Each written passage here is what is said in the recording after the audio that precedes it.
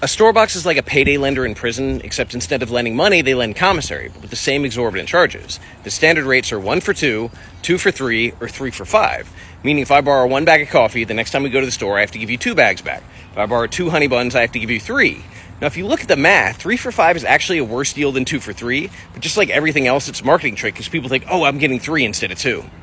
Nottoway Correctional Center was the first major prison I was at, and the first job I got was in the woodshop. That's why they moved me to the woodshop workers pod, which is actually where I lived with the serial killer.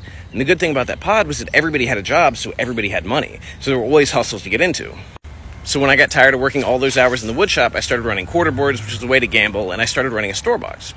And it went really well for a few months. I ended up with so much food that my locker was full, my celly's locker was full, the wall locker was full, and I had commissary bags full under the bed. But then, despite making good money, one guy went into gambling debt, and then he went into more gambling debt, and then he came to me to borrow money, and I didn't think it was an issue because we'd always gotten along. Then store day came around, and everybody paid me except for him, and then he came up and said, hey man, I'm sorry, something happened, I got you next time. But one of the rules is if you're not going to have somebody's stuff, you tell them ahead of time. You don't wait until store day. And I was so young and full of ego and worried about being made a fool of that I got really emotional about it. And apparently he said to somebody else, like, hey, I ain't got to worry about him, he's not going to do anything, I'll pay him when I can.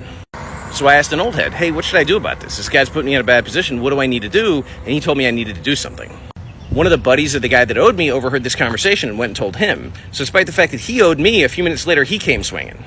It took a minute, but eventually the officer in the booth saw us fighting, hit the bullhorn, and called a 1033 or a fight call. When he heard the bullhorn, the guy I was fighting left my cell, and the goon squad got there a minute later. Well, they knew who I was because I was the guy who lived in that cell, but they didn't know who the other guy was, and I didn't tell him.